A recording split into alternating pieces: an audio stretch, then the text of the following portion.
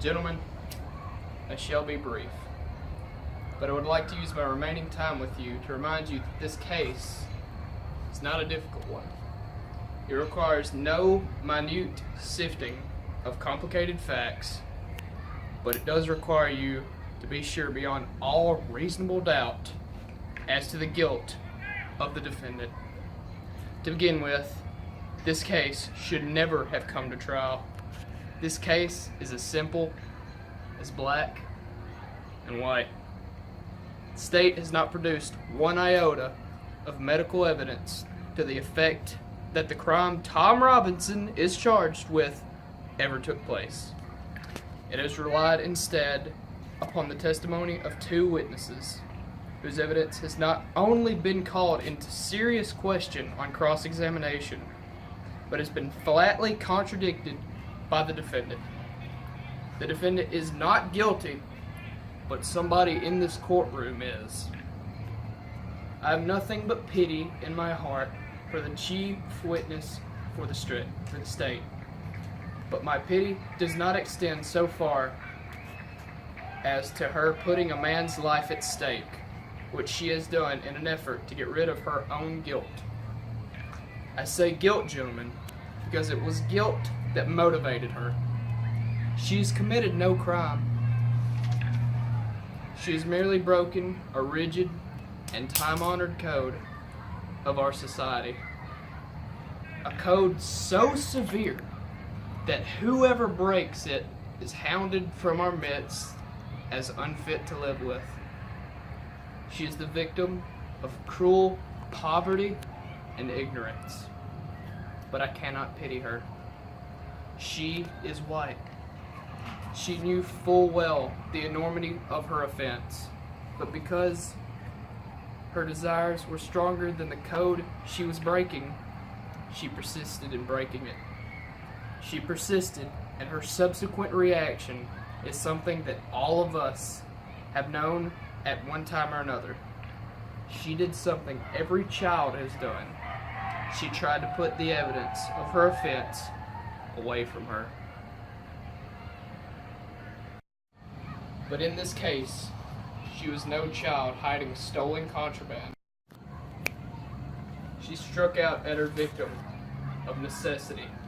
She must put him away from her. He must be removed from her presence. From this world, she must destroy the evidence of her offense. What was the evidence of her offense? Tom Robinson, a human being. She must put Tom Robinson away from her.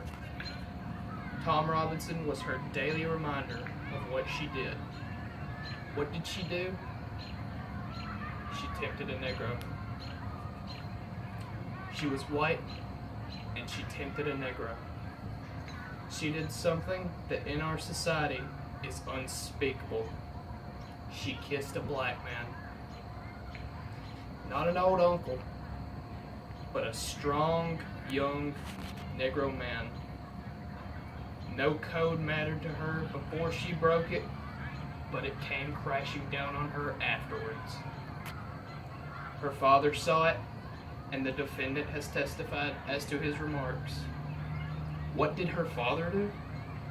We don't know, but there's circumstantial evidence to indicate that Mayella Ewell was beaten savagely by someone who led almost exclusively with his left. Hey guys, I don't feel too good. I think we should go outside and get some fresh air. Alright, Jim, we'll be back. I'm gonna take him outside.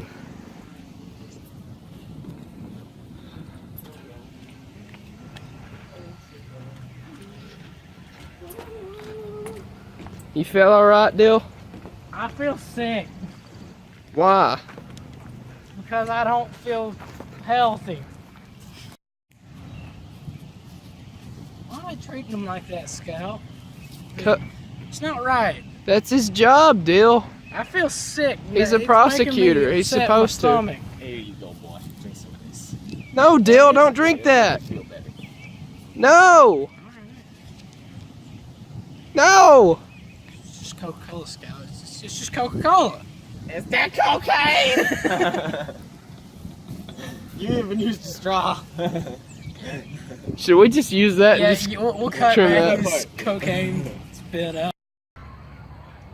We do know in part what Mr. Ewell did. He did what any God-fearing, persevering, respectable white man would do under the circumstances. He swore out a warrant, no doubt signing it with his left hand. And Tom Robinson now stands before you, having taken the oath with the only good hand he possesses, his right. And so a quiet, respectable, humble Negro who had the unintimidated temerity to feel sorry for a white woman has had to put his word against two white peoples. I need not remind you of their appearance and conduct on the stand. You saw them for yourselves. The witness for the state, with the exception of the sheriff of Macomb County, has presented themselves to you, gentlemen, to this court, in the cynical confidence that their testimony would not be doubted, confident that you, gentlemen, would go along with them on the assumption, the evil assumption, that all Negroes lie, that all Negroes are basically immoral beings, that all Negro men are not to be trusted around our women, an assumption one associates with minds of their caliber. Which, gentlemen, we know is in itself a lie as black as Tom Robinson's skin. A lie I do not have to point out to you. You know the truth. And the truth is this: some Negroes lie. Some Negroes are immoral. Some Negro men are not to be trusted around women, black or white. But this is a truth that applies to the human race and to no particular race of men. There is not a person in this courtroom who has never told a lie, who has never done an immoral thing, and there is no man living who has never looked upon a woman without desire. Okay, you're good. One more thing, gentlemen, before I quit. Thomas Jefferson once said that all men are created equal. A phrase that the Yankees and the distaff side of the executive branch in Washington are fond of hurling at us. There is a tendency in this year of grace, 1935, for certain people to use this phrase out of context, to satisfy all conditions. The most ridiculous example I can think of is that the people who run public education promote the stupid and idle along with the industrious, because all men are created equal. Educators will gravely tell you the children left behind suffer terrible feelings of inferiority. We know all men are not created equal in the sense some people would have us believe. Some people are smarter than others. Some people have more opportunity because they're born with it. Some men make more money than others. Some ladies make better cakes than others. Some people are born gifted beyond the normal scope of most men. But there's one way this country in which all men are created equal. There is one human institution that makes a pauper the equal of a Rockefeller, the stupid man the equal of an Einstein, and the ignorant man the equal of any college president. That institution, gentlemen, is a court. It can be the Supreme Court of the United States or the humblest JP court in the land, or this honorable court which you serve. Our courts have their faults, as does any human institution.